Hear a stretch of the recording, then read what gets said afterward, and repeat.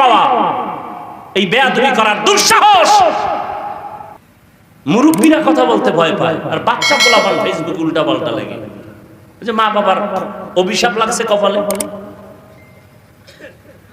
আল্লাহ কুদরতের দ্বারা আমাকে আপনাদের সবাইকে হেদায়েত দান করুন। এইবার একটা প্রশ্ন করে আমি বয়ানে ঢুকব। সত্য কথার সাক্ষী চাই আমার কলিজার যুবকদের থেকে।